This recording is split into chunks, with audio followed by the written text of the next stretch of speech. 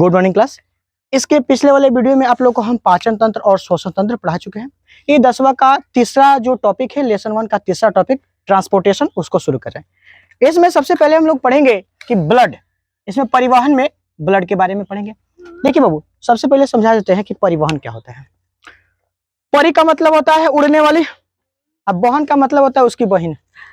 तो परी की बहन को क्या कहते हैं? परिवहन। वाह परी की बहन को परिवहन नहीं कहते हैं। देखिए, परिवहन का मतलब होता है किसी भी वस्तु को एक जगह से उठाकर दूसरी जगह लेकर जाना ही परिवहन कहलाता है। जैसे हम लोग ट्रक से कोई सामान को एक जगह से लेकर दूसरी जगह जाते हैं तो क्या कहते हैं? परिवहन कर रहे हैं। किसी यात्री को बस में बैठा दिए और उसको लेकर ललका पुल पर से फेंक देते हैं, मतलब लेके जाते हैं उसे, तो उसको भी क्या कहेंगे? परिवहन। इसको यात्रा भी कहते हैं। तो हमारे शरीर में भी बहुत सारे चीजों का परिवहन होता है। जैसे देखिए, ब्लड बनता है एक जगह, लेकिन क्या पूरे शरीर में चाहिए कि नहीं चाहिए? तो पूरे शरीर में ये घूमता है, ये क्या हो गया? परिवहन। ऑक्सीजन जो है सांस लेते हैं नाक में है, लेकिन क्या केवल यहीं पे रख सकता है? इसको फेफड़ा तक जाना चाहिए, फेफड़ा के बाद ब्लड में जाना चाहिए। टोटल आप लोग को हम श्वसन तंत्र में बताया है। तो ये सब ये क्या हो गया? परिवहन हो गया। तो जब किसी वस्तु को, जब किसी पदार्थ को हमारे शरीर में एक जगह से लेकर दूसरी जगह लेकर जाया जाता है तो इसे क्या कहते हैं? परिवहन। अब बबुआ, जैसे कि मान लीजिए यहाँ से लेके दिल्ली तक जाना है तो ट्रेन से जाइएगा, अच्छा एरोप्लेन फ्लाइट से, फ्लाइट नहीं कहते, फ्लाइट कहते हैं उसको, ठीक है। लेकिन भोजपुरी वाला उसको क्या कहता है? फ्लाइट। भोजपुरी में बाबू इन लोग का अलग रहता है। स्टेशन को बदल देगा टीशन में, सही है। दादी जी कहती है, नानी कहती थी स्टेशन को टीशन। इन लोग का कॉन्सेप्ट अलग चलता है। लोग कहता है हाँ ट्रेन छूट गया, बकलो ट्रेन नहीं छूटा, तुम छूट गया है, ट्रेन चला गया। दूसरा क्या कहता लो, भैया हई रोडवा कहाँ जाई हो? वो बता दे, रोडवा कहीं नहीं जाएगा, रोडवा वही रहेगा, जाना तुमको है, ठीक है। तो ये लोग भोजपुरी वाला कुछ अलग ही चलता है, ठीक है। यहाँ पे समझते हैं। तो परिवहन का मतलब होता है किसी भी पदार्थ को एक जगह से लेकर दूसरी जगह क्या करना? वहन करना, या फिर मतलब ट्रांसपोर्टेशन करना, लेके जाना, इसको कहते हैं परिवहन। हमारे शरीर में जिस तरह यात्री को मान लो यहाँ से लेके दिल्ली लेके जाना है तो बस के माध्यम से लेके जाएंगे, या फिर ट्रेन के माध्यम से, या फिर एरोप्लेन के माध्यम से लेके जाएंगे। तो किसी ना किसी माध्यम से लेके जाया जाता है कि नहीं लेके जाते हैं। उसी तरह हमारे शरीर में ऑक्सीजन का परिवहन करना जरूरी है। उसके बाद पोषक तत्व जो खाते हैं उसका भी परिवहन करना जरूरी है। इकट्ठे थोड़े रहेगा, खा लिया एकदम पेट फूल गया यहीं पे सब रहेगा, नहीं। पूरे शरीर में जो खाना खाते हैं उसको जाना चाहिए कि नहीं जाना चाहिए? तो ऐसे ही उठ के चल जाएगा? नहीं। तो वह किसके माध्यम से जाता है? खून के माध्यम से जाता है। किसके माध्यम से? तो क्वेश्चन कहेंगे, बताइए हमारे शरीर में परिवहन का मुख्य माध्यम कौन है? ब्लड है। अगर ब्लड नहीं रहेगा तो परिवहन नहीं होगा, अब ब्लड रहेगा तो भी क्या होगा? परिवहन होगा। तो मानव शरीर में, खाली मानव में, पूरे जीव में परिवहन का मुख्य जो काम है, वो मुख्य काम कौन करता है? ब्लड करता है। अगर ब्लड नहीं रहे तो क्या परिवहन होगा? तो हम लोग सबसे पहले इस टॉपिक में समझेंगे ब्लड के बारे में। पूरे जीव में कि सजीव में? सजीव में। जीव में नहीं कहेंगे। जीव दो तरह के होते हैं, एक निर्जीव होते हैं और एक सजीव होते हैं। हम सिर्फ सजीव की बात कर रहे हैं, ठीक है। चलिए यहाँ पे समझते बाबू। देखिए रुधिर होता है, समझिए पहले यहाँ पे। देखिए, ब्लड को रक्त, रुधिर, खून या लहू के नाम से जाना जाता है। इसे रक्त भी कहते हैं, खून भी कहते हैं, लहू भी कहते हैं। शुद्ध हिंदी में रुधिर कहते हैं, याद रखिएगा। शुद्ध हिंदी में क्या कहते हैं? रुधिर कहते हैं। रक्त भी कहते हैं शुद्ध हिंदी में। और इंग्लिश रंध्र है कि रुधिर है? रंध्र आपको बताए थे, जो प्रकाश संश्लेषण चैप्टर था उसमें बताए थे कि पतियों के अंदर छोटे छोटे छिद्र पाए जाते हैं, जिसे पतियों के अंदर छोटे छोटे छिद्र पाए जाते हैं, जिसे क्या कहते हैं? रंध्र कहते हैं। इसी के माध्यम से गैसों का आदान प्रदान करते थे। ये दूसरा था, वो प्रकाश संश्लेषण में डिटेल में इसको हम बता दिए हैं। अगर आप लोग इसका वीडियो नहीं देखे हैं तो अपलोड है, उसमें जाके देख लीजिएगा, वहां पर समझ में आ जाएगा, ठीक है। तुम लोग जाके देख लेना, आगे पढ़ा लेते हैं, पीछे वाला पूरा गायब है। इंसान चलते क्या? तो ब्लड के बारे में समझते हैं। ब्लड को इतने नामों से जाना जाता है। देखिए बाबा, ब्लड जो है इसे प्राकृतिक कोलाइड कहते हैं। आप सबसे पहले समझिए कोलाइड कौन सी है। देखिए, कोलाइड का मतलब हम आपको नॉर्मल भाषा में समझा दें। जब केमिस्ट्री पढ़ाएंगे ना तो केमिस्ट्री में डिटेल में बताएंगे कि कोलाइड क्या होता है, विलयन क्या होता है, टिंडल प्रभाव क्या होता है, उसमें डिटेल में पढ़ना है। यहाँ पर सिर्फ समझने के लिए आपको बता देते हैं। कोलाइड का मतलब होता है ना कि वैसा पदार्थ जिसको छानने पर 100% आर पार ना हो सके, उसका कुछ भाग फंस जाए। जैसे कि मान लीजिए आप मतलब माठा को छानिए या फिर दही को, ठीक है। जब छानते हैं तो क्या 100% बाहर निकल जाता है? नहीं। जब माठा को जब छानते हैं मक्खन को, मक्खन को अगर छानते हैं 100%, तो क्या वो 100% निकल जाएगा बाहर? उसका कुछ ना कुछ कण जो है वो छानना में फंस जाएगा, उसको कहते हैं ना कोलाइड कहते हैं। मतलब वैसा पदार्थ जिसको छानने पर वो 100% पार नहीं हो पाए। जैसे मान लीजिए अगर आप पानी को छानते हो 100% चला जाता है कि नहीं चला जाता है? उस दूध को छानते हैं तो चला जाता है, तो एक कोलाइड नहीं होता है। देखिए दूध भी एक तरह का कोलाइड है, क्योंकि जब दूध को आप छानिएगा ना तो वो भी 100% नहीं जाएगा, उसका कुछ मक्खन होता है वो ऊपर फंस जाता है, कंफर्म है कि वो फंस जाएगा। तो अर्थात हाँ फंस जाता है बउआ, और जो अमर दीजिएगा थोड़ा थोड़ा छाली टाइप का होता है, जो मक्खन ऊपर आ जाता है वो फंस जाता है। तो मतलब जिसका कुछ पार्ट मैंने छानने पर ऊपर फंस जाए, इसे कोलाइड कहते हैं। ये यहाँ पे सिर्फ समझने के लिए समझिए, नॉर्मल भाषा में बताएं, डिटेल में समझाएंगे कि कोलाइड क्या है, या केमिस्ट्री का चैप्टर है वहां पे पढ़ेंगे डिटेल में, तब से दिक्कत आएगा। हाँ जी, दो टाइप का ही होता है, इसलिए यहाँ पे समझिए। तो प्राकृतिक कोलाइड है क्योंकि इसका निर्माण हम लोग नहीं करते हैं, भगवान करते हैं, इसीलिए ये कौन सी है? प्राकृतिक। चूंकि यह 100% नहीं छान सकता है। किसी का रक्त लीजिएगा, ओढ़नी से अच्छा छानना से लेकर छानिएगा, देहात में कहाँ छानना चलता है? बहुत कम चलता है। चाहे छानना चलता है ना, अगर नहीं है चाहे छानना, लो रे ओढ़नी लो, साड़ी ले, मर्दानी ले, उसी चलनी से देखो ये चलनी से छानती है, तो चलनी से छान देती है। वाह, ये हमारे देश के महान जो है व्यक्ति है लोग, जो समझिए कि भारत जो है वो जुगाड़ पे चलता है। सही बात है, भारत जो है वो जुगाड़ पे चलता है, खासकर बिहारी लोगों का कोई भी काम नहीं होता है ना, तो उसको कोई ना कोई तरीका लगा ही लेता है उसका, मतलब जुगाड़ करके। इसी तरह यहाँ पे समझिए, चलिए समझ छानना बउआ 10 रुपया का पड़ता है चाय छानना, उससे लेकर चाय छान लेना। चलो देखो, ये प्राकृतिक कोलाइड है। क्यों प्राकृतिक कोलाइड है? क्योंकि इसका निर्माण भगवान करते हैं, तो प्राकृतिक हो गया। अरे कोलाइड है, 100% रक्त जो है छानिएगा तो 100% नहीं जाएगा, उसका कुछ पार्ट फंस जाता है, इसलिए क्या इसको क्या कहेंगे? प्राकृतिक कोलाइड। समझ में आया? इतना समझ में आ रहा है? यहाँ पे ध्यान रखो, तो इतना फोड़ेंगे ना, इतना फोड़ेंगे इंसान, हाँ। उसके बाद वो ये संयोजी उत्तक है। अब ये संयोजी उत्तक क्या होते हैं बताते हैं। कनेक्टिव टिश्यू, वैसे उत्तक 9th क्लास में आप लोग पढ़ाए थे हम, सेल नामक चैप्टर में कोशिका में, कि वैसा मतलब अंग या वैसा कोशिका या वैसा उत्तक जो दो चीजों को आपस में जोड़ता है, जो दो चीजों को आपस में जोड़ता है, उसे क्या कहेंगे? संयोजन। नहीं होता जैसे दो को तार लाए और दोनों को ले आके ऐसा धक्का दे तो संयोजन कहेंगे, तारों का क्या हो जाएगा? संयोजन। तो याद रखिएगा, जो खून है ना वो पूरे शरीर को आपस में जोड़ के रखता है। अब देखिए कभी कभी क्या खाना खा रहे हैं या फिर सो गए तो हाथ दबा जाता है करवट के नीचे, या फिर खाना खाए तो पलथरिया मार के खाना करे तो पैर दबा गया है। अब जब पैर दबा जाता है या हाथ दबा जाते हैं बउआ, तो ब्लड का सप्लाई बंद हो जाता है, या फिर क्या करो ना, ये ऐसे ले लो और यहाँ पे किसी चीज से बांध दो कस के, और जब बांध देगा लो तो ब्लड इधर थोड़े है, मेन ब्लड का सप्लाई तो इधर से आ रहा है ना, तो क्या ये ब्लड उधर जा पाएगा? नहीं जा पाएगा। तो बताओ यहाँ से कनेक्शन टूट गया कि नहीं हाथ का? जब टूट गया ना तो थोड़ा देर इंतजार करेगा शरीर में, कहेगा कनेक्शन है, तो बोलेगा हाँ तनी तनी सिग्नल मिल रहा है, तो हाथ में तनी तनी चलेगा। फिर थोड़ा देर बाद साफ सिग्नल में नहीं मिलेगा, जब सिग्नल में नहीं मिलेगा तो हाथ में कहेगा जाल दूर ससुराई, तो कट गया। लेकिन कट गया मतलब शरीर को लगेगा कि इधर से हाथ क्या हो गया? कट गया। उसके बाद इधर तुम काटियो दो ना इसको तो नहीं बुझाएगा, क्योंकि इसका कनेक्शन शरीर से क्या हो गया है? टूट गया। क्यों टूट गया? क्योंकि इसको कौन कनेक्ट कर रहा था? ब्लड। जब ब्लड का सप्लाई बंद हो गया तो कनेक्शन टूट गया कि नहीं, मतलब सिग्नल टूट गया कि नहीं, और सिग्नल टूट गया तो फोन लगेगा। समझ में आया? तो ब्लड एक कनेक्टिंग टिश्यू है, मतलब संयोजी उत्तक है, यह पूरे शरीर को कनेक्ट करके रखता है। ये देखिएगा ज्यादातर रात में होता है, कभी कभी ज्यादातर रात में होता है, जब सोते हैं तो कभी कभी करवट दबा जाता है, तो जब सुबह में उठते तो बहुत हार्ड दर्द करता है। अब पता नहीं चलता है कि यहाँ पे कुछ ऐसे है, इसको अगर काट भी दिया जाए ना तब पता नहीं चलेगा। इसीलिए कभी कभी डॉक्टर भी इसका इलाज करने के लिए ना सांप वाला, विशेषकर जब किसी को सांप काट लेता है, मान लो ये हाथ में सांप काट लिया, यहाँ पर मान लो सांप काट लिया, तो अगर सांप काट लिया तो वो तो वेनम डाल दिया अंदर, मतलब अपना पॉइजन डाल दिया, और रक्त जो है वो जा रहा है तो आ भी रहा है, 120 के रफ्तार से जाता है, 80 के रफ्तार से आता है। आगे समझाएंगे, इसको कहते हैं 120/80, यही हमारा होता है बीपी। बताएंगे बाद में, ठीक है। इसको कहते हैं ब्लड प्रेशर, समझ में आया? बीपी कहते हैं। आप ध्यान समझिएगा बउआ। अब मान लीजिए यहाँ पे जो सांप काट दिया, इसको जब यहाँ पे सांप काट दिया तो इधर से गया, मारा एकदम फचाक दे 120 के रफ्तार से, तो उधर से वापस आएगा 80 के रफ्तार से। जब 80 के रफ्तार से वापस आएगा तो आप बताइए ये जो हथिया है, मतलब उधर से जो जहर था वो भी वापस आएगा कि नहीं आएगा? जब जहरवा वापस आएगा तो पहले तनी दूर में फैल था, अब धीरे धीरे पूरा दहिया छाप लेगा।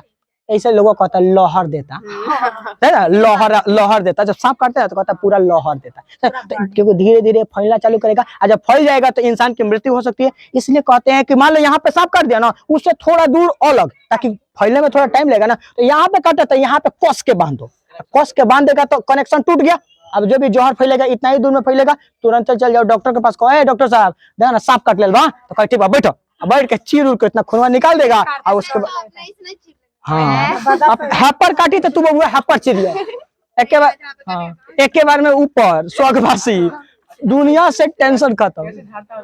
नहीं बाबू देखिए, झाड़ फूक के चक्कर में पड़िएगा, इंसान की मृत्यु फिक्स है।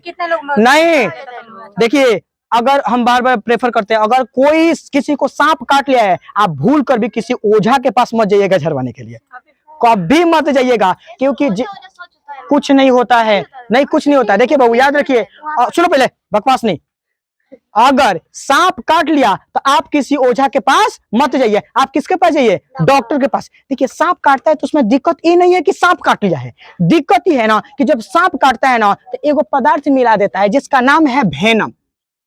हाँ वेनम, ठीक है, वेनम का मतलब हुआ नॉर्मल भाषा में कहे तो जहर। क्या होता है, जहर।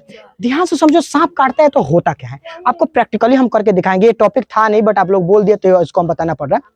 जब सांप काट लेगा ना तो सांप को ब्लड में क्या मिला जाएगा, वेनम। अब वेनम मिला देता है ना, तब वेनम कहता है कि हम जहां रहेंगे सांप उसको एकदम थकिया देंगे। जैसे ब्लड में आता है, पूरा ब्लड को ना, ब्लड का मतलब होता है बहने वाला पानी जैसा हो, ब्लड बहने वाला, तब ना पूरे शरीर को कनेक्ट करेगा। इस ससुरा क्या करता है, उसको दही बना देता है। दही मतलब सुन ले, सब थकिया देता है, एक के जगह क्या करता है, थकिया देता है। मतलब अगर वेनम हमारे ब्लड में मिल जाए तो रक्त का क्या बना देगा, थक्का। और हम जानते हैं कि मान लो कोनो पाइप है, अब बीचुए में अगर पाइप में माने पानी बह रहा है, अब बीचुए में अगर कोनो अवरोध उत्पन्न कर दे, बीचुए में बंद कर दे, एकदम थक्का बना के पाइपों के बीच में बंद कर दे, तो क्या पाइप में पानी बह पाएगा, और नहीं बह पाएगा। इससे ज्यादा प्रेशर से मारेगा तो पाइप फटेगा कि नहीं फटेगा। उसी तरह हमारे शरीर में जब वेनम मिला देता है जब सांपुआ, तो ब्लड कैसे क्या बन गया, थक्का। जैसे ये नस है, यहीं पे काटा है, अब यहाँ पे जितना ही ब्लड का पार्टिकल्स था जो कि पानी के तरह मतलब लिक्विड के रूप में बह रहा था, ये आपस में घिचुरिया जाएगा, एकदम दही खनी से गाढ़ा हो जाएगा। और दही खनी गाढ़ा हो जाएगा इतना दूर, तो ये बह पाएगा, नहीं बह पाएगा। जब नहीं बह पाएगा तो धीरे धीरे जो है यही इतना ही थक्का नहीं बनेगा, धीरे धीरे पूरा ब्लड हो गया थक्का बनाना चालू करेगा। जहां जहां फैलेगा वेनम सबको क्या करेगा, थक्का बना देगा। जब जानते हैं ब्लड के अंदर, नस के अंदर जब थक्का बन जाता है तो समझिए कि इंसान की मृत्यु हो जाएगी, क्योंकि ब्लड बहबे नहीं करेगा। अब बहेगा नहीं तो ऑक्सीजन का परिवहन नहीं होगा, तत्व का परिवहन नहीं होगा, कुछ भी नहीं होगा, जिसके कारण इंसान की मृत्यु हो जाती है। अब डॉक्टर देखिए क्या करता है, साफ होशियार है डॉक्टर, कहता है कि देखो रक्त का थक्का बन गया, यह ना दिक्कत है, वेनम है चाहे कुछ, उसे क्या मतलब है, मेरा मेन दिक्कत क्या है, रक्त का बन गया है, थकिया गया है, मतलब दही बन गया। एक काम करते हैं, इसको साफ अगर हम पतला कर दे तो काम चल जाएगा कि नहीं चलेगा। जब हम जैसे मान लो कि कोई दही लेके आओ, और दही बहुत ज्यादा गाढ़ा है, पानी मिला दो, पंचुचुर हो जाएगा कि नहीं हो जाएगा। उसी तरह डॉक्टर क्या करता है कि एक इंजेक्शन देता है, इसका नाम है एंटी वेनम।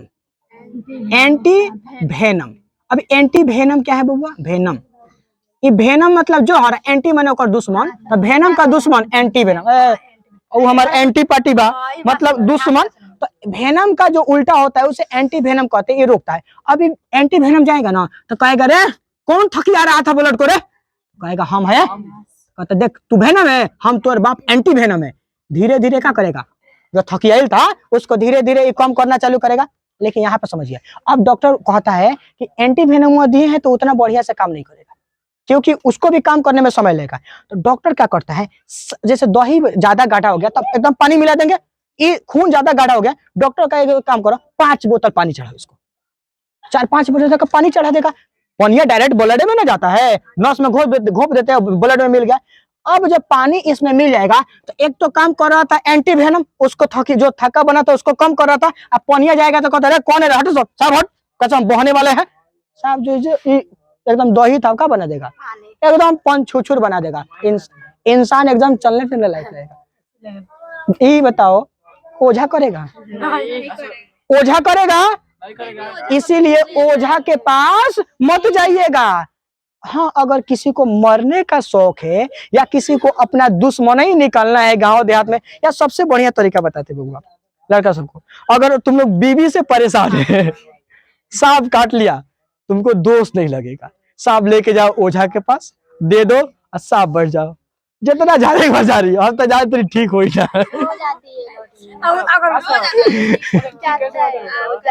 नहीं, वो भी ओझा जो है ना, वो भी डॉक्टर ही का तो सर, वो भी क्या करता है ना, सुनो, वो भी क्या करता है, अभी फिलहाल ओझा जो है वो भी थोड़ा दिमाग लगाया साहब। जो इंजेक्शन हुआ एंटी वेनम डॉक्टर दे रहा था, ये क्या करेगा, ये दे देगा एंटी वेनम। अब बहुत सारा ऐसा जड़ी भी होता है ना जो एंटी वेनम का काम करता है, ठीक है। झाड़ने से ठीक नहीं होता है, या तो वो जड़िया देगा और नहीं तो एगो इंजेक्शन सुई देता है, वो भी क्या है, क्या है, एंटी वेनम। लोग कहता है हम झरवा के छोटा झरवा के नहीं लेके आए, वो भी जो एंटी वेनम दिया है उसको। समझ में आया इसके बारे में? चलिए अब चलते हैं अपने टॉपिक की तरफ। ये आपका टॉपिक नहीं था इसमें, फिर भी ब्लड से रिलेटेड था, हमने बताया। चलिए, ये सांप वाला कॉन्सेप्ट समझ में आया ना? देखिए, तो जो ब्लड है वो क्या है बाबा, संयोजी ऊतक है, माने कनेक्टिंग टिश्यू है। इसके बाद समझिए, इसका पीएच मान जो है कभी कभी पूछ लेता है एग्जाम में, कभी कभी नहीं, ज्यादातर पूछ लेता है कि जो ये इसका पीएच मान कितना होता है। तो याद रखिएगा, ब्लड का पीएच मान 7.4। आप बताओ अम्ल होगा कि क्षार होगा? क्षार होगा। 7 से कम अम्ल, 7 रहेगा उदासीन, और 7 से ज्यादा क्षार। गधा सब कितना समझाए हम, ये वर्डवा जो है ना अभी तक हम 3-4 बार समझा चुके हैं, और 3-4 को वीडियो अपलोड किए, सब में ही बतिया बताए हैं। 7 से कम अम्ल, 7 रहेगा उदासीन, 7 से ऊपर रहेगा तो क्षार होगा। हाँ, सब तो दिमाग लगाओ सब। चलिए समझिए, तो इसका बताइए, व्यवहार बताइए बुआ, क्षारीय होगा। समझ में आया? इसके साथ साथ 3-4 को चीज को बताया थे क्षारीय। कौन कौन? पेशाब, रक्त, पसीना, इस सब का पीएच मान कितना होता है? 7.4 होता है, क्षारीय होता है। चलिए, ब्लड के बारे में समझाएं, ध्यान समझना। तो ब्लड जो है वह एक सामान्य मनुष्य, औसत मनुष्य की बात करें, ये नहीं कि वो खली टाइप का ले ले आए, एगो सांप देव सर जो है उनके टाइप का ले ले, मतलब मर्जिया। दो तरह के नहीं लेते हैं। एक वयस्क पुरुष का मतलब होता है ना, एक नॉर्मल, ना ज्यादा लंबा, ना ज्यादा छोटा, ना ज्यादा मोटा, ना ज्यादा पतला, इसको कहते हैं वयस्क पुरुष या फिर औसत पुरुष, ठीक है। ऐसे औसत पुरुष के शरीर में, ध्यान समझिएगा, पुरुष के शरीर में 5.5 लीटर खून होता है। कितना खून होता है? 5.5 लीटर खून होता है। और नॉर्मल जो महिला होती है उसके शरीर में 5 लीटर खून होता है। आधा लीटर का क्या होता है? गैप होता है। अब देखिए, सुनो, नहीं अब इसमें हमको ही समझ में नहीं, हालांकि हम लोग जो पढ़ते थे तो टीचर से पूछे थे कि सर ये बताइए, पुरुष में 5.5 लीटर और महिला में 5 लीटर, जबकि शरीर जो है एक ही जैसा होता है, तो फिर एक कम का है, आधा लीटर कम का है। तो हालांकि वो बताए थे कि देखिए बबुआ, आधा लीटर ऐसे कम होता है ना ताकि वो पुरुष का खून चूस सके। अब टंकी खाली रहेगा तब ना कोई चीज भरा जाएगा, तो हालांकि ये सच्चाई नहीं है बाबू, ठीक है, ऐसा नहीं है। इस सिर्फ जो है हंसी मजाक के लिए, लेकिन वास्तविकता ऐसा नहीं। बोला कि हमारे टीचर यही बताए थे कि आधा लीटर लड़कियों में खून कम क्यों होता है, ताकि वो पुरुष का खून चूस सके। समझ में आया? यहाँ पे समझिए, तो बताइए, ब्लड जो है वो मेल में कितना? 5.5 और फीमेल में 5। समझ में आया? कोई दिक्कत? आप समझिए, इसका निर्माण के बारे में समझते हैं बउआ। इसका जो है वो निर्माण के बारे में ध्यान समझिए। ब्लड जो है वह जब इंसान एडल्ट हो जाता है, एडल्ट का मतलब होता है ना युवा, जैसा हम लोग क्या है, युवा है, नौजवान है, यंग है, ठीक है। तो हम लोगों में, हाँ तू बुढ़ा गई है हम लोगों में, सुनो, हम लोगों में जो ब्लड है वो कहाँ बनता है? तो हम लोगों में ब्लड जो बनता है वो अस्थि मज्जा में बनता है। अब ये अस्थि मज्जा क्या है बताते हैं। देखो, आप लोग मुर्गा का टंगरी खाए हैं? नहीं खाए हैं? तो खाओ सब। लड़की होती है बकलोल, शुरू से ही होती है बकलोल। खाएगा कौन सी? ये सब खाएगा कौन सी?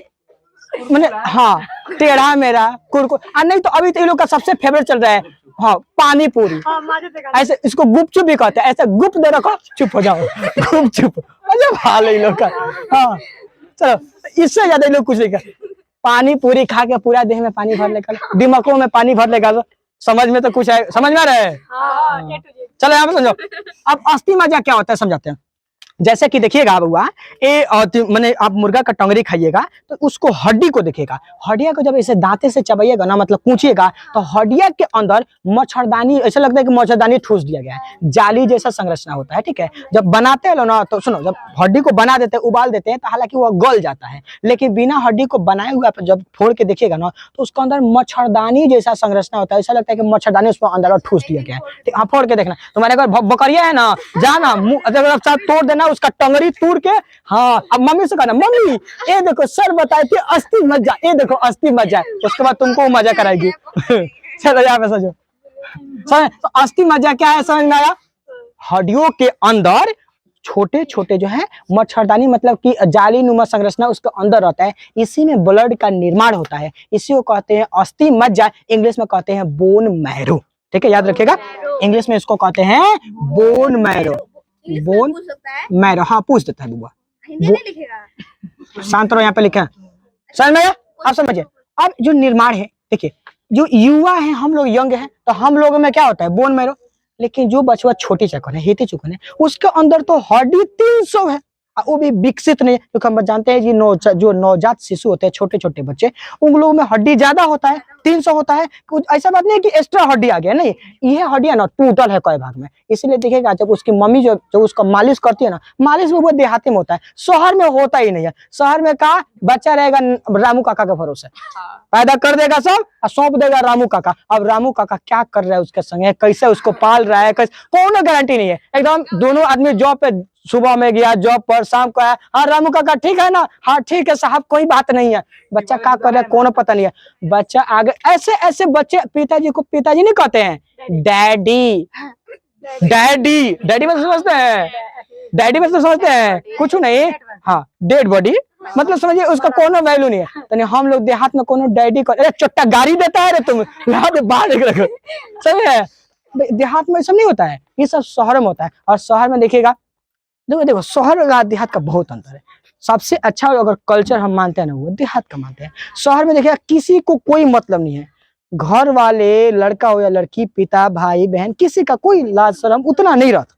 लेकिन देहात में कोई इधर उधर चले ना, या झोटा पकड़ के 4 लात देगा एकदम साफ, ठीक समझ रहा। सबसे बेटर अगर मानते हैं तो वो देहात से।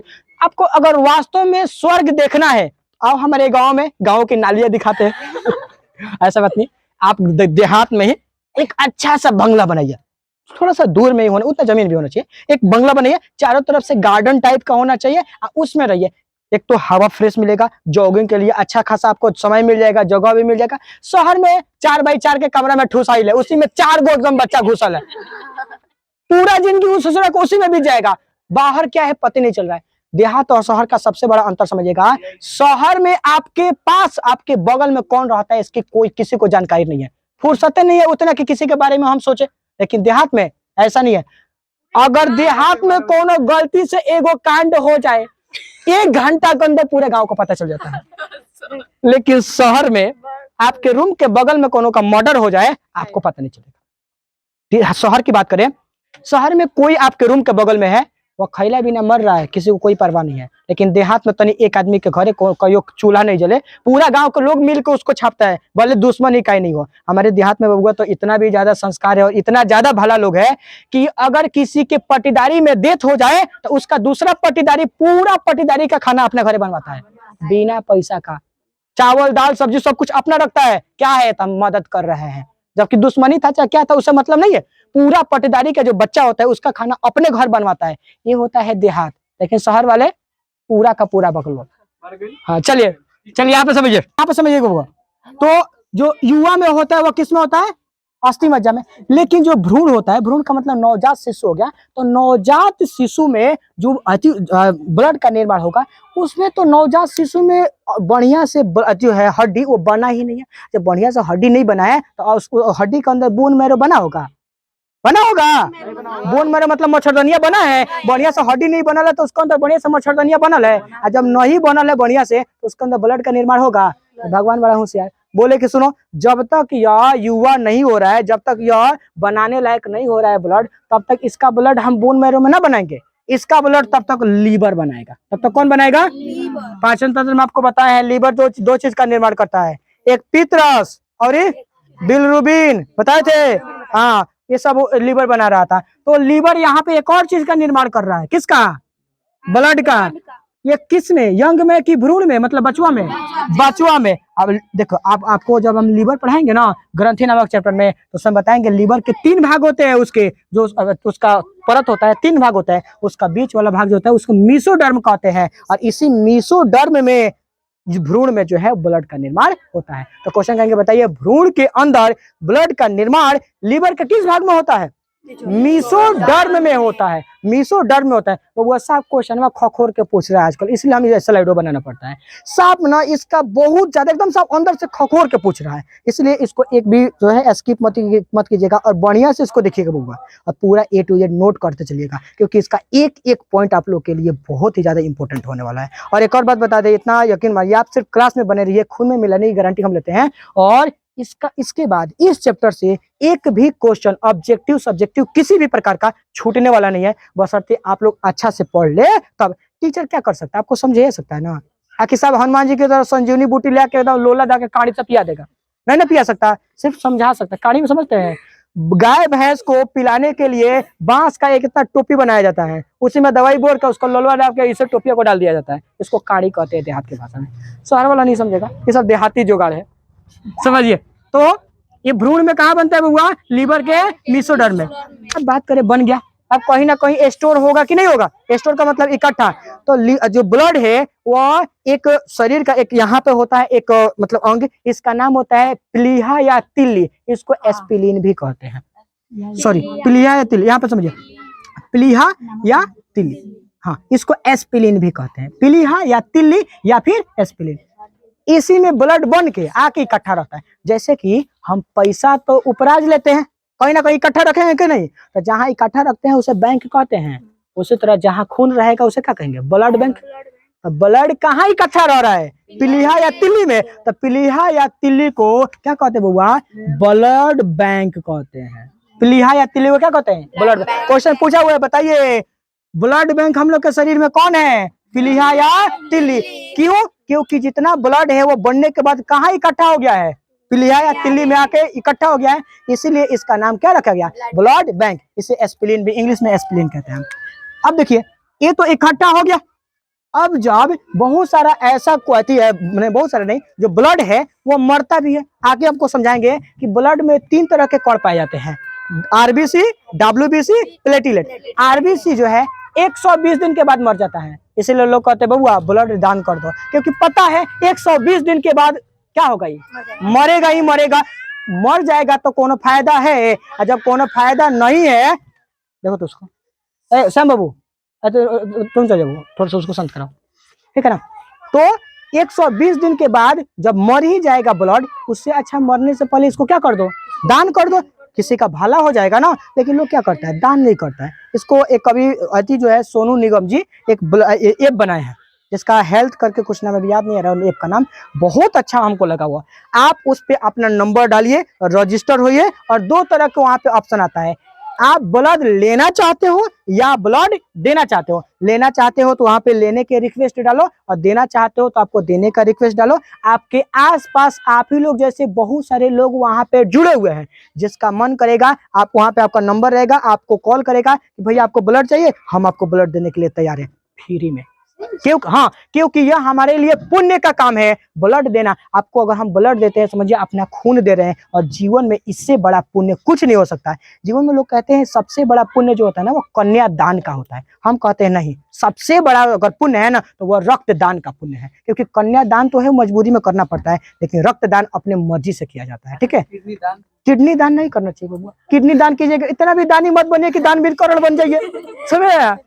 सब जानते हैं कि अगर हम करेंगे दान तो मरेंगे, तो काहेला भैया उतना मैंने दानवीर करण के बनने के चलते हम अपना जीवन खतरा में डालेंगे। देखिए काम ऐसा कीजिए जिससे आपको भी नुकसान नहीं हो और सामने वालों को फायदा भी हो जाए, समझ में आ रहा है ना। तो यहाँ पे समझिए, प्लीहा को क्या कहते हैं? Blood bank. अब ये जो ब्लड है वह 120 दिन के बाद खत्म हो जाएगा, तो मरेगा तो उसका लाशवा कहीं ना कहीं रहेगा कि नहीं रहेगा? आखिर एकदम मर के ब्लड एकदम घूम रहा है सही, नहीं। तो मरने के बाद ना जो रक्त है उस ब्लड मतलब आरबीसी को एक जगह लेके चला आता है और कहता है बबुआ तू यहीं रह, यहीं पे तुम्हारा पाया जाएगा लाइसोसोम, वह तुमको क्या करेगा, मारेगा, क्योंकि आरबीसी के अंदर लाइसोसोम नहीं पाए जाते, जिसकी वजह से वह मतलब अपने आप खत्म नहीं हो सकते हैं। तो ये मरने के बाद जहां इकट्ठा होता है उसे एस्पिलिन कहते हैं। तो ये देखो सुनो, ये जिंदा था तभी कहाँ इकट्ठा था, एस्पिलिन में, अब मर जाएगा तभी कहाँ चलाएगा, एस्पिलिन में। इसीलिए एस्पिलिन को ब्लड बैंक भी कहते हैं, इसको आरबीसी का कब्र भी कहते हैं। कब्र का मतलब होता है जहाँ पे मरने के बाद लोगों को दफनाया जाए। तो आरबीसी मर जाता है तो उसको कहाँ लेके आया जाता है, एस्पिलिन के पास, इसलिए एस्पिलिन को आरबीसी का कब्र कहते हैं। इंग्लिश में इसको ग्रेवयार्ड कहा जाता है। कब्र को इंग्लिश में क्या कहते हैं, ग्रेवयार्ड कहते हैं। इतना समझ में आया, अब आगे समझते हैं। देखिए एक वर्ड होता है कोलेस्ट्रॉल। अब ये कोलेस्ट्रॉल क्या होता है, जब आप ज्यादा चर्बी वाला चीज खा लेते हो, वसा खा लेते हो, जब ज्यादा कार्बोहाइड्रेट खाएंगे तो वो वसा में चेंज होगा, वसा में चेंज होगा, वो और भी ज्यादा गलेगा, ठीक है, उसका यूज नहीं कीजिएगा तो वो कोलेस्ट्रॉल में चेंज होता है। कोलेस्ट्रॉल मतलब क्या है ना, चिपचिपा पदार्थ। कोलेस्ट्रॉल मतलब चिपचिपा पदार्थ। तो हमारे ब्लड में चिपचिपा पदार्थ पाए जाते हैं जिसे कोलेस्ट्रॉल कहते हैं। बबुआ ये रहना भी चाहिए, रहना भी जरूरी है, ताकि एक ब्लड दूसरे ब्लड के कांटेक्ट में रह सके, एकदम साफ पंछुछुर नहीं हो सके। इस पंछुछुर से बचाने के लिए ब्लड में क्या रहता है, कोलेस्ट्रॉल रहता है। लेकिन ये दिक्कत है, ये कोलेस्ट्रॉल 200 ग्राम प्रति डेसीलीटर होना चाहिए। देखिए लीटर बड़का हो गया, इसका छोटका मतलब भैया का नाम है डेसीलीटर, ठीक है, ठीक है। तो हाँ डेसीलीटर यहाँ पे समझिए नॉर्मल भाषा में, तो डेसीलीटर होता है, समझिए। तो ब्लड का जो कोलेस्ट्रॉल है इसको डेसीलीटर में नापा जाता है। इसमें कोलेस्ट्रॉल कितना होना चाहिए, 200 ग्राम। इससे ज्यादा होगा तो ब्लड ज्यादा चिपचिपा, कम होगा तो ज्यादा पंछुछुर। अगर ज्यादा हुआ तो ज्यादा चिपचिपा हो जाएगा, और ज्यादा चिपचिपा होगा तो आप बताइए ब्लड बह पाएगा। और सबसे ज्यादा नाजुक जो नस होता है वह दिल के पास होता है, 3 गो। इसी तीनों नस में पहला बार एगो नस ब्लॉक होगा, हार्ट नामक चैप्टर में पढ़ाएंगे आपको। पहला बार एगो नस में ब्लॉक होगा, इसको कहेंगे पहला हार्ट अटैक। दूसरा ब्लॉक होगा, ब्लॉक हुआ तो दूसरा हार्ट अटैक, और तीसरा ब्लॉक हुआ तो तीसरा हार्ट अटैक, और तीसरा में एकदम साफ है, समझ में आया। तो हार्ट अटैक किसके बढ़ जाने के कारण होता है, कोलेस्ट्रॉल के बढ़ जाने के कारण होता है। अब इस हमारे ब्लड में कितना होना चाहिए, 200 ग्राम प्रति डेसीलीटर। अगर इससे ज्यादा हुआ तो हार्ट अटैक की संभावना हो जाता है, और कम हुआ तो भी दिक्कत है, क्योंकि कम होगा तो ब्लड जो है पंछुछुर हो जाएगा। अब पंछुछुर हो जाएगा तो क्या बताइए, जो बढ़िया से उसका जो है परिवहन हो पाएगा नहीं, शरीर कमजोर हो जाएगा। समझ में आया इतना, कोई दिक्कत। अब आगे समझते हैं, एक वर्ड समझिएगा, हीमोग्लोबिन। ब्लड का रंग कैसा होता है, लाल होता है, नहीं देखा लो, लाना कोनो काट के दिखाते हैं, क्योंकि इसके अंदर एक स्पेशल पिगमेंट मतलब रंजक मिलाया जाता है, उस रंजक का नाम है हीमोग्लोबिन। इसको इंग्लिश में HB कहते हैं। यह रंग ब्लड को रंग कैसा कर देता है, लाल कर देता है। श्वसन नामक चैप्टर में आप लोग को हम बताए हैं, यह हीमोग्लोबिन ऑक्सीजन को उठा रहा था टेलारी के रूप में, और उठा के ले आके केरोसिन मशीन किसके पास भेज रहा था, माइटोकॉन्ड्रिया के पास। अब माइटोकॉन्ड्रिया उसको पेड़ के ऊर्जा बना रहा था, डिटेल में समझा है, हाँ, जिसको हम लोग क्रेब्स चक्र के नाम से जाने थे, जिस चक्र को बोले क्रेब्स चक्र के नाम से जाने थे। आप समझिए यहाँ पे ब्लड का अध्ययन जो है वो क्या कहलाता है, सेरोलॉजी या हेमेटोलॉजी। बहुत बड़े ऑब्जेक्टिव क्वेश्चन पूछा हुआ है, क्वेश्चन पूछे के बताइए ब्लड के बारे में अगर हम जानते हैं, अध्ययन करते हैं तो उसे क्या कहेंगे, सेरोलॉजी या हेमेटोलॉजी। अब देखिए क्वेश्चन पूछता है, आप जाइएगा ब्लड टेस्ट कराने, दुकान में जाइएगा, कंप्यूटर के दुकान में ब्लड टेस्ट कराने, कंप्यूटर के दुकान में जाएगा सब जाके एकदम, हाँ, फोटो कॉपी के दुकान में हाथ डाल देना का, भैया इसका ब्लड टेस्ट करो, कर देगा ब्लड टेस्ट बढ़िया से।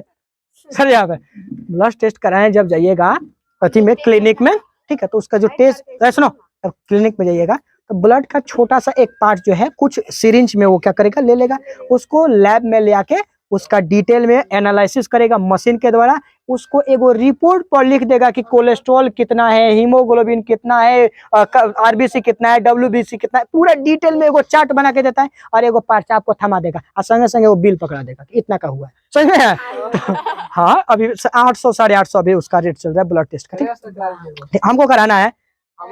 आप सुनिए, अब ये जो पर्चा आता है ना जिसपे ब्लड के बारे में डिटेल में लिखा होता है, उसका ऊपरवा दिखेगा लिखा रहेगा हेमेटोलॉजी, क्या लिखा रहेगा, या फिर सेरोलॉजी। क्यों? क्योंकि वो किसका अध्ययन करके बता रहा है, ब्लड का, इसीलिए ब्लड का अध्ययन क्या कहलाता है, हेमेटोलॉजी। तो अब आप जाइएगा ब्लड टेस्ट कराने तो ये पुर्जा को जरूर देखिएगा कि ऊपर वह हेमेटोलॉजी लिखा है कि नहीं लिखा है, और किसी पुर्जा पर देखिएगा अगर हेमेटोलॉजी या सेरोलॉजी लिखा है इसका मतलब वो कौन चीज का रिपोर्ट है, ब्लड टेस्ट का है। कौन चीज का है, ब्लड टेस्ट का है, समझ में आया। इसी तरह हर टेस्ट का अलग अलग नाम होता है। फिलहाल ब्लड टेस्ट के बारे में समझिए, ब्लड टेस्ट को क्या कहते हैं, हेमेटोलॉजी या सेरोलॉजी कहते हैं। तो ऑब्जेक्टिव में भी पूछा हुआ है कि ब्लड के अध्ययन को क्या कहते हैं या रक्त के अध्ययन को क्या कहते हैं, हेमेटोलॉजी या सेरोलॉजी कहते हैं। अब देखिए जो हीमोग्लोबिन होता है, याद रखिएगा, वो यहां से क्वेश्चन पूछा हुआ है कि जो मेल होते हैं पुरुष, उसके अंदर 14 ग्राम प्रति डेसीलीटर, जो मेल है पुरुष है उसके अंदर हीमोग्लोबिन जो है नापा जाता है कि आखिर कितना है,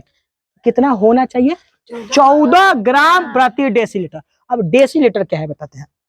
जी सर बता रहे थे, अगर हमें बड़ा चीज को नापना है तो यूनिट बड़ा लेना पड़ेगा। जैसे धान गेहूं को नापना है तो किलो में चाहे क्विंटल में नापेंगे, लेकिन सोना को नापना है तो किलो में नापेगी नहीं। लो आइए आइए, अब आज हम 4 किलो सोना खरीदने जा रहे हैं, हो जाएगा, उसको ग्राम में नापा जाता है ना, मिलीग्राम में, ग्राम में। उसी तरह ब्लड के अंदर, एक तो ब्लड बड़ा सा तो उसको लीटर में नाप दिए, उसके अंदर छोटे छोटे जो कण पाए गए वो बहुत कम मात्रा में होते हैं, तो उसको लीटर में नापेंगे, क लीटर है, उसको छोटा यूनिट लेना पड़ेगा, उसको डेसी लीटर में नापा जाता है। छोटका भैया है वो कर, समझ में आया, उसको डेसी लीटर में नापा जाता है। जैसे किलोग्राम बड़का हो गया और ग्राम छोटका हो गया, उसी तरह लीटर बड़का हो गया और डेसी लीटर छोटका हो गया। तो एक सामान्य पुरुष के अंदर कितना हीमोग्लोबिन होना चाहिए, 14 ग्राम प्रति डेसी लीटर। अगर इससे कम है इसका मतलब वो कमजोर है, इसका मतलब उसके अंदर शक्ति नहीं है। वो जाकर ब्लड टेस्ट कराए और डॉक्टर का सलाह ले क्या करना चाहिए। बहुत सारा दवा आता है, इसका आयरन का गोली आता है, बहुत सारा चीज आता है, वो उसमें बढ़िया से दे देगा, उसका ठीक हो जाएगा। एक फीमेल होता है, फीमेल में कितनी होनी चाहिए बबुआ, 13 ग्राम प्रति डेसीलीटर कम। अब देखो यहाँ पर भी कम, यहाँ पर तो इन लोग के पास दिमाग के नहीं होते तो कहाँ से रहेगा। भगवान बांट रहे थे बबुआ किसको कितना ब्लड चाहिए, तो पुरुष का हमको 5.5 लीटर चाहिए। इन लोग बोली सर हमको 5 लीटर से हो जाएगा, ले 5 लीटर। यहाँ पर जब अच्छा यहीं से अपना नॉर्मल दिमाग लगाओ, अगर इसमें ब्लड कम इसमें ज्यादा तो नॉर्मल हीमोग्लोबिन ज्यादा होगा, इसमें ब्लड कम नॉर्मल हीमोग्लोबिन कम होगा। उसी तरह यहाँ पे पुरुष के अंदर 14 ग्राम प्रति डेसीलीटर, अब महिला के अंदर 13 ग्राम प्रति डेसीलीटर। अब यहाँ पे समझिए एक प्रॉब्लम समझिए, हीमोग्लोबिन के अंदर पाया जाता है फेरस। फेरस का मतलब लोहा, आयरन, लोहा मतलब आयरन। अब बताइए अगर पुरुष के अंदर 5.5 लीटर ब्लड, हीमोग्लोबिन तो ज्यादा, हीमोग्लोबिन ज्यादा तो लोहा ज्यादा। औरत के शरीर में 5 लीटर ब्लड, हीमोग्लोबिन 13 ग्राम प्रति डेसीलीटर, मतलब यहाँ पर भी कम, तो हीमोग्लोबिन कम तो फेरस की मात्रा कम, लोहा का मात्रा कम। इसीलिए पुरुष के अंदर आयरन ज्यादा पाया जाता है, तो उसका शरीर एकदम ताकतवर होता है, सॉफ्ट होता है, एकदम आयरन मैन की तरह मजबूत होता है। लेकिन फीमेल लड़की के शरीर में हीमोग्लोबिन कम होने के कारण आयरन कम होता है, और जब आयरन कम होगा बबुआ तो बताओ शरीर सॉफ्ट होगा कि मजबूत होगा, मजबूत नहीं होगा, एकदम सॉफ्ट होगा, नरम होता है। इसीलिए महिलाओं का शरीर नरम होता है और पुरुष का शरीर कठोर होता है। देखिए आप एक मुक्का मारिए, एकदम बराबर मुक्का मारिए, पुरुष को मारिए एक, कोनो दिक्कत नहीं है। लेकिन वही मुक्का मारिए एक लड़की को, वो बेचारी गई एक के बार में, काम तमाम। समझ में आया। तो इसलिए कहते बबुआ हीमोग्लोबिन ज्यादा तो फेरस ज्यादा, और फेरस ज्यादा तो शरीर ज्यादा ताकतवर। लड़की का शरीर इसलिए कमजोर होता है और लड़का का शरीर क्या होता है, मजबूत होता है। इसीलिए झगड़ा में ना लड़की कबो नहीं जाएगी मारामारी करने, लड़का जाएगा, और लड़की जाएगी अगर मारामारी करने तो वो लड़की मारामारी करेगी लड़की से, और करेगी तो उसका एक गो तरीका, झोटा पकड़ ले लसराई, ई पकड़ेगी उसका, तू पकड़ेगी इसका, और दोनों खेलेगा। जब झगड़ा छूटेगा तो दोनों का फोटो खींच दिया जाए तो एकदम लगेगा जैसे अभी इसके शरीर पे भूत उखड़ा था, और इसे हो जाता है सभी लोग भूत, हाँ होता है। चलिए यहाँ पे समझिए, ओ साइकोलॉजिकल प्रॉब्लम है, यहाँ पे समझिए। तो समझ में आया बउआ, लड़की के शरीर में 13 ग्राम प्रति डेसीलीटर और पुरुष के शरीर में 14 ग्राम प्रति डेसीलीटर। समझ में आया। आप यहाँ पे समझिएगा, रक्त जो है हमारे शरीर में बहते रहता है। रक्त हमारे शरीर में क्या होता है बउआ, तो बहता है ना, तो इसको परिसंचरण कहते हैं। परिसंचरण मतलब चारों तरफ बहना, परिसंचरण मतलब चारों तरफ बहना। तो रक्त जो है हमारे शरीर में जिस जिस रास्तों से होकर गुजरता है उसे एक वर्ड में कहे सम्मिलित रूप से तो परिसंचरण कहते हैं। और चूंकि रक्त बह रहा है तो रक्त परिसंचरण, अब बह रहा है तो एक गो में बहेगा कि बहुत सारे अंग में, अब बहुत सारे अंग में बहेगा तो तंत्र बन गया, तो हो गया रक्त परिसंचरण तंत्र। तो रक्त हमारे शरीर में जहां से निर्माण हुआ वहां से लेके पूरा शरीर में घूमते रहता है, इसको रक्त परिसंचरण तंत्र कहते हैं। डिटेल में आपको आगे हम बताएंगे, इसका एक स्पेशल वीडियो होने वाला है, ठीक है। अब यहाँ पे समझिए, इसका खोज एक वैज्ञानिक थे जिनका नाम था विलियम हार्वे। यही बताए थे कि ब्लड कहाँ से निकलता है, कहाँ जाता है, उसके बाद उसका क्या होता है, पूरा रास्ता का पता किसने लगाया था? William Harvey. जैसे कि भारत का खोज किसने किया? Vasco da Gama. भारत का खोज किया था, भारत का खोज किया था बकलोल साहब। वो भारत का खोज नहीं किया था, भारत आने वाला रास्ता का खोज किया था। भारत तो पहले ही से था। अब कहेंगे कि भारत का खोज कर दिया, तो क्या वो भारत जब आया था केरल के मालाबार तट पर तो वहां पे लोग नहीं थे? थे कि नहीं थे? इसका मतलब भारत पहले था, लेकिन पता नहीं था कि इसके अलावा दूसरी दुनिया भी होती है। तो दूसरी दुनिया से इस दुनिया को जोड़ने वाला रास्ता का खोज किया था किसने? वास्को डिगामा, वास्को डिबा वाला ठीक है, 1498 ईस्वी में। हाँ बाबू, इससे तो वहां पे टीचर को समझाना चाहिए कि बबुआ सुनो, भारत का खोज नहीं हुआ था, भारत आने वाला रास्ता का खोज हुआ था। इस रास्ता से हम जानते हैं तुम क्या बोल रहे हैं, समझ आया? कोई दिक्कत? आगे समझते हैं। तो रक्त परिसंचरण तंत्र का खोज किसने किया था? विलियम हार्वे ने किया था। कोई दिक्कत? अब आगे समझते हैं। देखिए, रक्त का मेनली आखिर कार्य क्या है, हमारे शरीर में रक्त का क्या काम है? याद रखिएगा, हमारे शरीर में रक्त का सिर्फ 2 काम। कितने काम? 2। एगो है ताप का नियंत्रण करना। ताप क्या है? टेम्परेचर, शरीर की गर्मी को बनाए रखना। देखिए, किसी भी चीज को ना अगर गति में रहता है तो समझिएगा उसमें ऊर्जा रहता है। जब कोई भी चीज गति में रहता है तो समझिए उसका अंदर गर्मी होता है। जैसे आप हाथ को नॉर्मल ऐसा रगड़िए, गति में है, आप गति में है तो इसमें देखिएगा ऊर्जा निकल रहा है ना, मतलब गर्म लग रहा है ना, उष्मा निकल रहा है। कोई भी चीज जब गति करेगा ना, गति करेगा तो समझिए टेम्परेचर बना रहेगा। हमारे शरीर में ब्लड जो है 120 के रफ्तार से जाता है, 80 के रफ्तार से आता है। निश्चित है कि नहीं है? निश्चित है, तो ऊर्जा भी, उष्मा भी निश्चित रहेगा। इसलिए हमारे शरीर का तापमान 37 डिग्री सेल्सियस हमेशा बना रहता है। क्वेश्चन कहता है बताइए मनुष्य के शरीर का सामान्य तापमान कितना होता है? 37 डिग्री सेल्सियस। कहिएगा सर ये निश्चित रहता है? तो हाँ, निश्चित रहता है। क्यों निश्चित रहता है? क्योंकि गति जब निश्चित है, क्यों कंफर्म है, इतने के रफ्तार से जाएगा, इतने के रफ्तार से आएगा, तो क्या यह घटे बढ़ेगा? जब स्पीड निश्चित है इसीलिए टेम्परेचर भी क्या होता है? निश्चित है। इसीलिए देखिएगा जब कोई इंसान मर जाता है, मर जाएगा तो ब्लड गति करेगा, और जब गति नहीं करेगा तो बताओ उष्मा निकलेगा, उष्मा नहीं निकलेगा तो उसका शरीर गर्म रहेगा कि ठंडा? और जब कहना का शरीर पल्ला पड़ जाता है, दादा रे दादा मर गई लो, समझे? तो किसी का शरीर टोइएगा अगर 37 डिग्री से कम है या फिर ठंडा पड़ गया है तो समझिए उसका मौत हो गया है। समझ लिया? चेक कर रहे हैं आप चेक कर लो सर। कभी बीपी के कारण गति में परिवर्तन होता है तो उसका कौन होता है मान? नहीं, जब गति में परिवर्तन होगा तो टेम्परेचर भी लो और हाई हो जाएगा। जैसे अगर 120 से ज्यादा हो जाएगा तो टेम्परेचर बढ़ जाएगा, कम हो जाएगा तो टेम्परेचर घट जाएगा। ये आपको अगला जो इसी में टॉपिक है उसमें जब बीपी पढ़ाएंगे ना, क्या बोलते हैं सिस्टोलिक प्रेशर, डायस्टोलिक प्रेशर, तो डिटेल में समझाएंगे कि अगर बढ़ेगा तो क्या होगा, घटेगा तो क्या होगा। अगर बढ़ गया तो घटाने का तरीका, घट गया तो बढ़ाने का तरीका, देसी तरीका, विदेशी तरीका, दवाई वाला तरीका और बातचीत करके सब तरीका बताएंगे उसमें। यहाँ पे समझो, हाँ सब जेनेरिक मेडिसिन की क्या क्या होता है सब बताएंगे। तो रक्त परिसंचरण तंत्र क्या होता है? तो रक्त जिस रास्ता से गुजरता है उसे रक्त परिसंचरण तंत्र कहते हैं। इसका खोज किसने किया था? विलियम हार्वे ने किया था। रक्त का मुख्यतः 2 काम, एगो ताप का नियंत्रण करना, यह हमेशा शरीर का तापमान कितना बनाए रखता है? 37 डिग्री सेल्सियस बनाए रखता है। और दूसरा आपको मेनली बताए थे शुरू में ही, परिवहन करता है। रक्त का मुख्य काम परिवहन करना, 3 चीजों का परिवहन करता है। पहले पोषक तत्व जो खाएंगे उसका परिवहन करेगा, उसको एक जगह से लेकर दूसरी जगह यही जाएगा। दूसरा, सांस लेंगे गैस, उसका परिवहन करेगा कि नहीं करेगा। सांस लिए ऑक्सीजन गया अब फेफड़ा में, आपको बताए थे फेफड़ा से ऑक्सीजन को उठाता कौन है, हीमोग्लोबिन। हीमोग्लोबिन माने रक्त उठाता है और उसको कौन है किरोसिन मशीन में भेज देता है, माइटोकॉन्ड्रिया। वहां पर जो पेरने का काम चलता है उसे क्रेब्स चक्र कहते हैं, क्योंकि इसका खोज क्रेब्स नामक वैज्ञानिक ने किया था, कई बार बता चुके हैं। चलो यहाँ पे समझिए।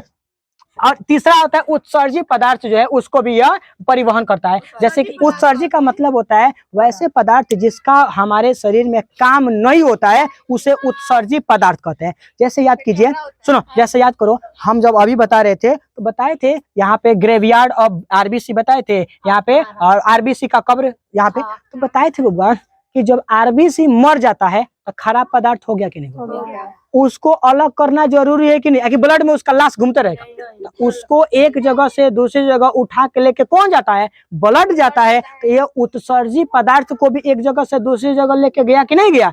ये तीन चीजों का परिवहन, याद रखिएगा। रक्त का दो काम, एक ताप का नियंत्रण करना और दूसरा परिवहन करना। अब परिवहन कितने चीज का, तीन चीज का। पहला पोषक तत्व का, दूसरा गैस का ऑक्सीजन का, और तीसरा जो है वो उत्सर्जी पदार्थ। समझ में आया। चलिए यहाँ तक हमारा कंप्लीट हुआ। यहाँ तो बताइए किसी को दिक्कत है बाबू, अभी आप समझिए सीरम क्या होता है, यहाँ से क्वेश्चन पूछा हुआ है। आगे बताएंगे कि रक्त जो है ना वो इसमें मतलब खराबी है, भगवान को पता था। इसको ना दो तरह से कंट्रोल कर रहे थे। रक्त को ध्यान रखे, जब बनाए ना रक्त को तो दो तरह से ध्यान रखे। रक्त को ज्यादा गाढ़ा भी नहीं होना चाहिए, ना तो थकिया जाएगा तो दिक्कत हो जाएगा, और ज्यादा पंछुछुर भी नहीं होना चाहिए, नहीं तो बढ़िया से ऑक्सीजन का परिवहन नहीं होगा, बाकी चीज का परिवहन नहीं होगा, दिक्कत हो गया ना। इसीलिए जो रक्त में भगवान रक्त को थाका बनाने के लिए एक स्पेशल एंटीजन मिलाते, एक स्पेशल पिगमेंट मिलाते हैं, उसका नाम है फाइब्रिनोजेन। ये फाइब्रिनोजेन जो है वह रक्त को थकियाता है।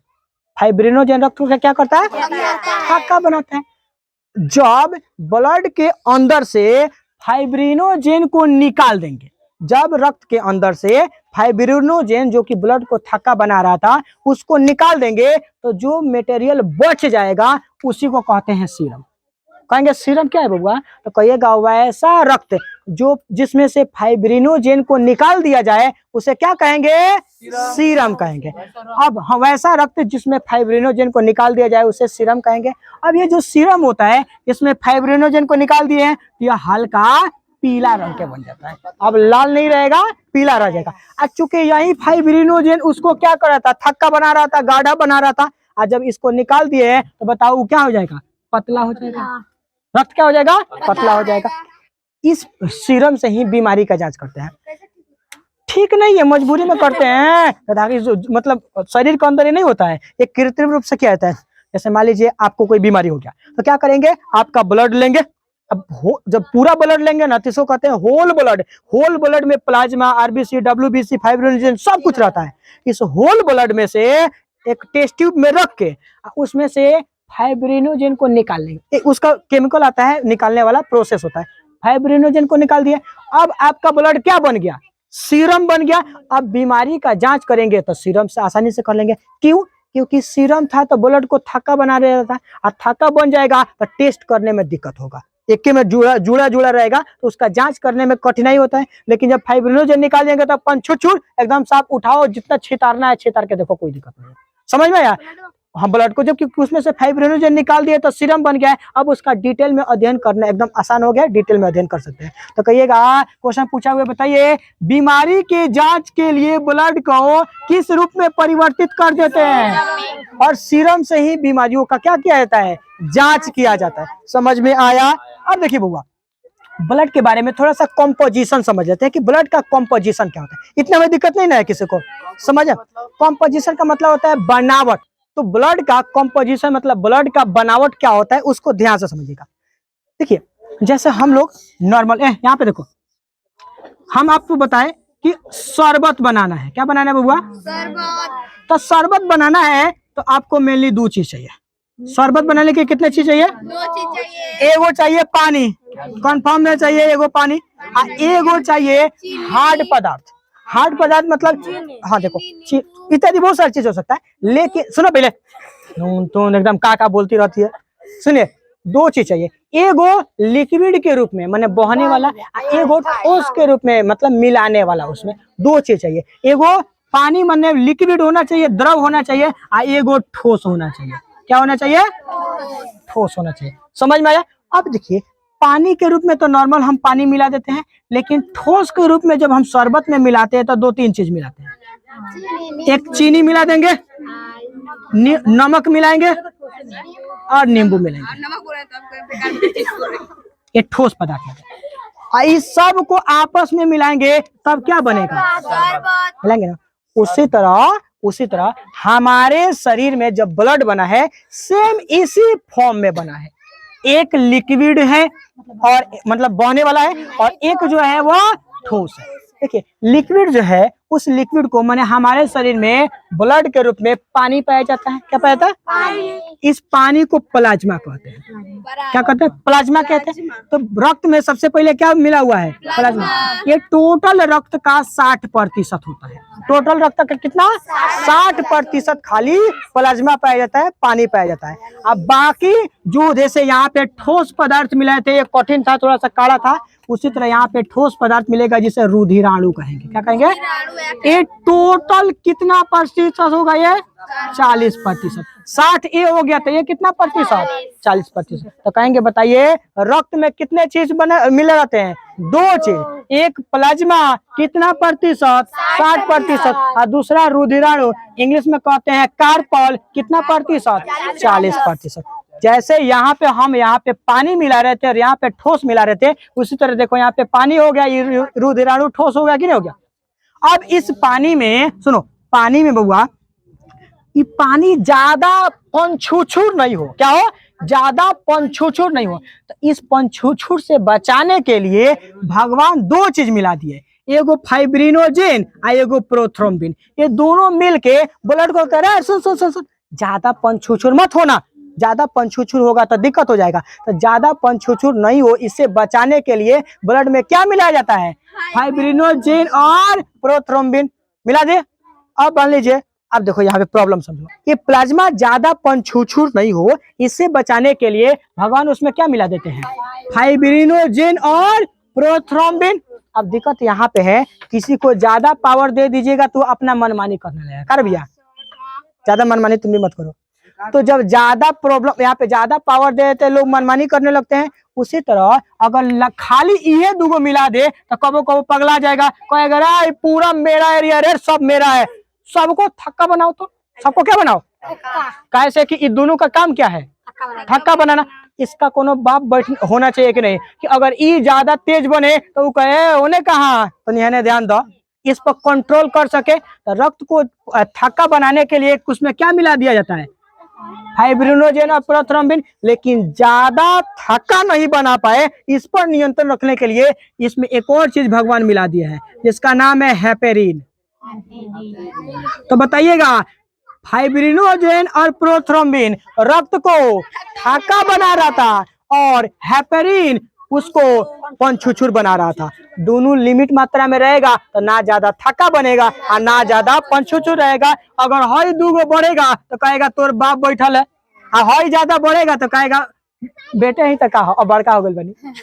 समझ में आया? कोई दिक्कत? अब आगे समझते हैं। तो ये तीन चीज समझ में आ गया। अब चलते हैं रुधिराणु में, कार्पल में। देखिए, कार्पल जो है वो तीन तरह के होते हैं।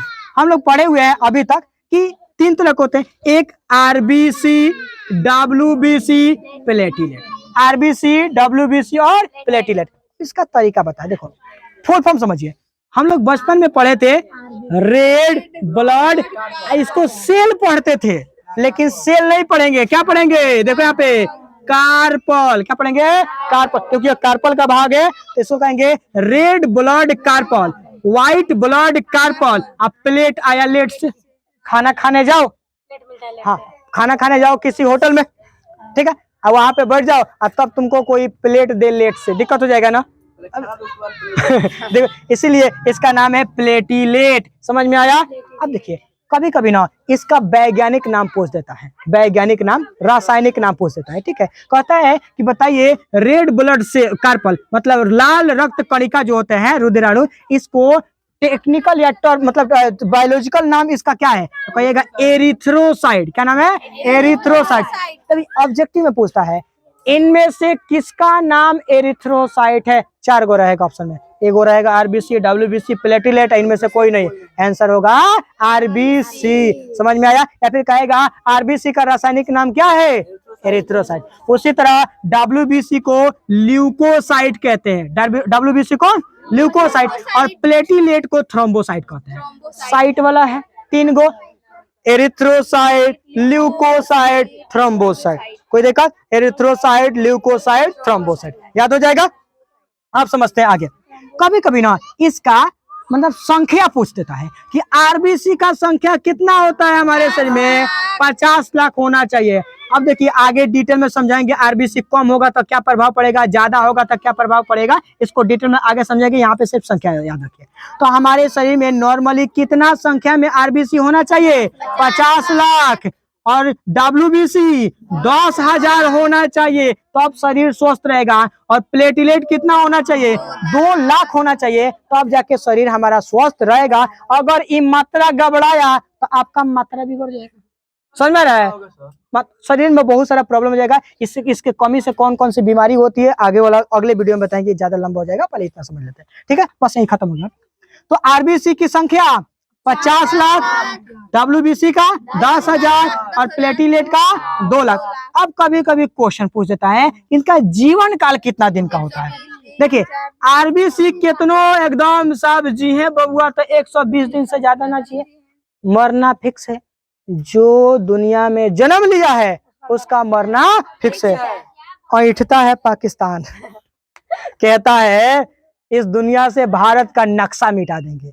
बबुआ बता दे, भारत जो है उसका जन्म नहीं हुआ है, वो पहले से जमीन पर था। जन्म पाकिस्तान का हुआ है, किससे? भारत से। हम जानते हैं एक भगवान श्री कृष्ण बोले हैं गीता में अर्जुन को समझाते हुए, हे पार्थ, इस पृथ्वी पर जिसका जन्म हुआ है उसका मृत्यु निश्चित है। भगवान स्वयं बोल के गए हैं, हम क्या बोल सकते हैं। तो पाकिस्तान का जन्म हुआ है, मृत्यु फिक्स है। समझ आया? हाँ, देर हो या दुरुस्त हो, देखिए देर है लेकिन अंधेर नहीं है। समझ आया? आएगा। और इसी में से कौन अगर बन गया साहब तुम लोग एकदम फाड़ देना यार। देखिए यहाँ पे तो आरबीसी कितना दिन बाद मर जाता है, 120 दिन बाद कंफर्म है मरिए जाएगा। इसलिए कहते बबुआ ये मर जाए उससे पहले किसी मरते हुए व्यक्ति को दान कर दो जिसको जरूरत है। इसके देखिए जब दान किया जाता है ना, ज्यादा नहीं, 1 यूनिट खून निकाला जाता है। कितना यूनिट? 1 यूनिट। 1 यूनिट में ना अब थोड़ा सा होता है, करीब 13 या 14 ग्राम के करीब में 1 यूनिट में लिया जाता है। मात्र 13-14 ग्राम आपका ब्लड आपके शरीर से निकाला जाएगा, 1 यूनिट खून हो जाएगा। इससे आपका फायदा होगा। देखिए आपका फायदा होगा, कैसे फायदा होगा? जब ब्लड निकालिएगा तो आपका शरीर में एक जगह मिल गया, ब्लड की कमी हो गया, और ब्लड की कमी हो गया तो आप थोड़ा सा फल मूल खाइएगा, सेब वो खाइएगा तो नया ब्लड बनेगा। और जब नया ब्लड बनेगा तो शरीर में ऊर्जा ज्यादा हो जाएगा। तो हम लोग कहते हैं ना खूनवा दे देंगे ना तो कमजोरी हो जाएगा। अरे छोटा, कमजोरी नहीं होगा, अब तुम जाकर पूरा निकलवा देगा तो मर ना जाएगा। कौन बोल रहा है तुमको पूरा निकलवाने के लिए? थोड़ा सा 1 यूनिट ब्लड दे दो, किसी को दान करो। और विश्व का सबसे बड़ा पुण्य का अगर दान है, सबसे बड़ा दान है तो रक्तदान। कन्यादान न कहना, लोग कहता है सबसे बड़ा दान कन्यादान होता है, नहीं, सबसे बड़ा दान जो है वह रक्तदान होता है, क्योंकि इससे किसी जीवन को बचाया जाता है और कन्यादान से किसी के जीवन को खत्म किया जाता है। इसीलिए सबसे बड़ा दान कौन सा? रक्तदान, कन्यादान नहीं। चलिए समझे? यहाँ पे समझ में आया? वो समझ रहा है सब। तो आरबीसी कितना दिन में खत्म? चलिए, और उसके बाद डब्ल्यूबीसी 4 दिन में गई लो, 4 दिन में। अब लोग वैज्ञानिक जो था वो बताया था, देखो यहाँ पे प्रॉब्लम समझिए। तब वैज्ञानिक आया ना तो बताया कि सुनिए ब्लड जो है उसका डब्ल्यूबीसी उसका 4 दिन का जिंदगी होता है। अब लोग समझ ले दो ससुरा ये मरेगा तो हम भी मर जाएंगे, इसलिए इसका जिंदगी 4 दिन का। तो हमारा जिंदगी भी, इसलिए लोगों का होता है 4 दिन का जिंदगी है बबुआ, बढ़िया से जी लो। तो छोटा 4 दिन का तुम्हारा जिंदगी नहीं है, वो 4 दिन का किसका जिंदगी है? WBC का जिंदगी है। अब तुम लोग अपना समझ लिया कि ये 4 दिन में मर जाएगा तो हम लोग 4 दिन में मर जाएंगे, ऐसा बात नहीं है। इंसान का जिंदगी 4 दिन का नहीं होता है, बहुत दिन का होता है। बशर्ते कर्म सही रहे, तब कर्म सही रहेगा आपको मरने के बाद भी याद किया जाएगा, लेकिन कर्म खराब रहेगा जीते जी आपके मुंह पे लोग गिर जाएंगे, आप कुछ नहीं कर सकते। लोग कहते हैं स्वर्ग और नरक मरने के बाद देखा जाता है, हम कहते हैं यार स्वर्ग और नरक यही पृथ्वी पर आपको देख के जाना है। स्वर्ग देखना है आप अच्छे कर्म कीजिए, जीते जी आपको स्वर्ग मिलेगा, और नरक देखना है आप बुरे कर्म कीजिए, जीते जी इसी पृथ्वी पर आपको नरक भोग के जाना पड़ेगा। ऊपर जाने के बाद लोग पूरा मेन्यू कार्ड परोस देते हैं, तौल आपको तला जाएगा, पकौड़ी की तरह छाना जाएगा, भल्ला से गाथा जाएगा, उसके बाद उसका आपका बिरयानी बना के परोसा जाए। क्या है यार, आप देखे हैं सर? आप बताओ, हम आपसे क्वेश्चन पूछते हैं, जो बता रहा है वो देखा नहीं है, आज जो देखा है वो बताने नहीं आता है, तो ये मेनू बता कौन रहा है? हमको समझ में नहीं आती मेनू बता कौन रहा है, क्योंकि जो लोग देखा है वो तो बताने नहीं आता है, और जो बता रहे हो चोट्टा कभी देखा नहीं, इसका फुफुआ है वहां पे लगता है, मौसी उसका घर है गया घूम के आया है। इस बात पे भरोसा मत रखिए, स्वर्ग और नरक सब के सब इसी जमाने में है, इसी धरती पर है। कर्म अच्छा रहेगा स्वर्ग रहेगा, कर्म अच्छा कीजिएगा नरक मिलेगा। समझ में आया? कैसा होता है? चलिए, स्वर्ग देखना है तो कर्म अच्छा कीजिए, स्वर्ग मिलेगा आपको यहीं पे, वहां पे समझिएगा। तो WBC का जीवन काल 4 दिन और प्लेटिलेट का जीवन काल 7 दिन का होता है। 7 दिन में प्लेटिलेट खत्म हो जाता है, कोई दिक्कत? अब इसके बाद आपको इन तीनों के बारे में हम डिटेल में समझाएंगे कि किसका कमी होता है, किसका बेसी होता है, तो क्या क्या प्रॉब्लम आते हैं, कौन कौन सी बीमारी होता है, नींद काहे लगने लगता है। मतलब स्टूडेंट सबसे बड़ा यही क्वेश्चन करता है, सर नींद क्यों लगने लगता है, सर शरीर जो है पढ़ने का मन नहीं करे, थक जाते, पढ़ते पढ़ते सो जाते हैं, नींद क्यों? इतने बहुत सारे क्वेश्चन, सर याद तो करते हैं लेकिन याद नहीं हो पाता है। ये सब का सब जब ये 3 को बता रहे हैं ना, तो ये तीनों के कारण सब होता है। इसका वीडियो आने वाला है, इसके बाद इसको जरूर देख लीजिएगा, ठीक है? नहीं, इसका आपको ठीक करना पड़ता है। तो मिलते हैं फिर से आपको अगले वीडियो में, तब तक के लिए जय हिंद, ठीक है।